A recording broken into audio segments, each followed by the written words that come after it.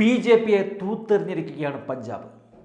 Ballot പേപ്പറിൽ തെരഞ്ഞെടുപ്പ് നടന്നാൽ എന്തായിരിക്കും വിധി എന്നുള്ളത് പഞ്ചാബിലെ ജനങ്ങൾ രാജ്യത്തിന് മുന്നിൽ തെളിയിച്ചിരിക്കുകയാണ്.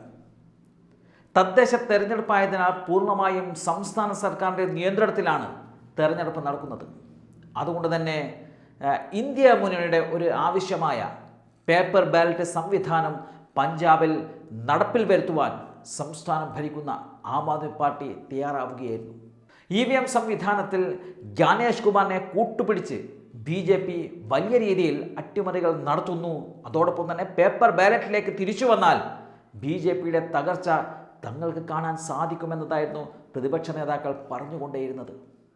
പഞ്ചാബിലെ ജനങ്ങൾ അത് ഏറ്റെടുത്തിരിക്കുന്നു. ഒടുവിൽ ബി.ജെ.പി 8 നിലയിൽ പൊട്ടിയിരിക്കുന്നു. പഞ്ചായത്ത് സമിതികളിൽ ആകെ 2838 സോണുകളിൽ നടന്ന തെരഞ്ഞെടുപ്പിൽ വലിയ മുന്നേറ്റം സംസ്ഥാനം ഭരിക്കുന്ന ആം ആദ്മി പാർട്ടിക്ക് നേടിയെടുക്കുവാൻ സാധിച്ചിട്ടുണ്ട്. ആം ആദ്മി പാർട്ടി 1531 സീറ്റുകൾ നേടിക്കൊണ്ടാണ് പഞ്ചാബിൽ കരുത്ത് തെളിയിച്ചത്. തൊട്ടുപുറകെ രണ്ടാം സ്ഥാനത്ത് എത്തിയിരിക്കുന്നത് കോൺഗ്രസ് ആണ്. കോൺഗ്രസിന് പഞ്ചായത്ത് സമിതികളിൽ 612 സീറ്റുകൾ നേടിയെടുക്കുവാൻ സാധിച്ചിരുന്നു.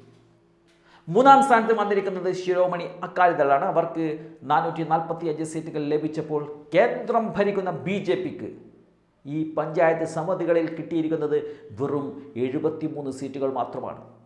സ്വതന്ത്രരായി മത്സരിച്ചവരിൽ 143 പേർ ജയിച്ചപ്പോൾ അതിൻ്റെ പകുതി പോലും പകുതി സീറ്റുകൾ മാത്രമേ ബി.ജെ.പിക്ക് ജയിക്കാൻ സാധിച്ചു.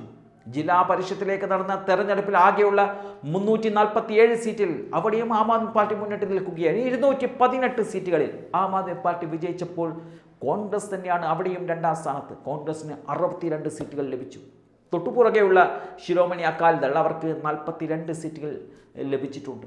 അവിടെയും ബി.ജെ.പിക്ക് 2 അക്കം പോലും കടക്കാൻ സാധിച്ചില്ല. വെറും 7 സീറ്റുകളിൽ ബി.ജെ.പി ഒതുങ്ങുന്ന കാഴ്ച നമുക്കവിടെ കാണാൻ സാധിച്ചു. മുമ്പ് പഞ്ചാബിൽ മുന്നേറ്റമുണ്ടാക്കുവാൻ ശിരോമണി അകാലിദളിനെ കൂട്ടുപിടിച്ചായിരുന്നു ബി.ജെ.പി ഒരു കൈ നോക്കിയത്. എന്നാൽ ബി.ജെ.പിയുടെ തനി സ്വഭാവം കൃത്യമായി മനസ്സിലാക്കിക്കൊണ്ട് തന്നെ ശിരോമണി അകാലിദൾ ബി.ജെ.പിയുമായുള്ള ഒരു ബന്ധം അത് ഉപേക്ഷിക്കുകയായിരുന്നു. അത് ബി.ജെ.പിയെ സംബന്ധിച്ച് വലിയ തിരിച്ചടി തന്നെയാണ് പഞ്ചാബിൽ ഉണ്ടാക്കിയിരിക്കുന്നത്. കർഷക പ്രക്ഷോഭ സമയത്താണ് ശിരോമണി അകാലിദൾ പരിപൂർണമായും ബി.ജെ.പിയെ കൈയൊഴിഞ്ഞത്.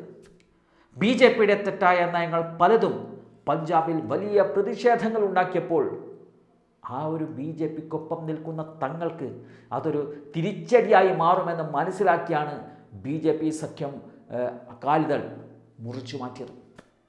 അതിപ്പോൾ ബി.ജെ.പിയുടെ തകർച്ചയ്ക്ക് ഒരു കാരണമായിട്ടുണ്ട്.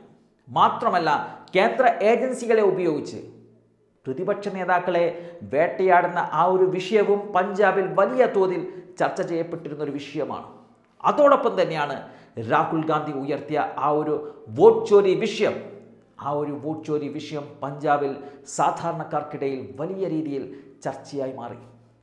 ജ്ഞാനേഷ് കുമാറിൻ്റെ നിലപാടുകളും പഞ്ചാബിൽ പ്രതിഫലിച്ചിട്ടുണ്ട്. അതുകൊണ്ടുകൂടിയാണ് പേപ്പർ ബാലറ്റ് സംവിധാനത്തിലേക്ക് പഞ്ചാബിലെ തെരഞ്ഞെടുപ്പ് മാറിയത്. അല്പം സമയം കൂടുതൽ എടുക്കേണ്ടി വന്നു എന്നതൊഴിച്ചാൽ ഹാക്കിംഗ് പോലുള്ള കൃത്രിമം കാണിക്കുവാൻ ഈ പേപ്പർ ബാലറ്റിൽ സാധിക്കുകയില്ല. അത് വലിയ വിജയമാക്കി മാറ്റുവാൻ സംസ്ഥാനം ഭരിക്കുന്ന ആം ആദ്മി പാർട്ടിക്ക് അവിടെ സാധിച്ചിട്ടുണ്ട്.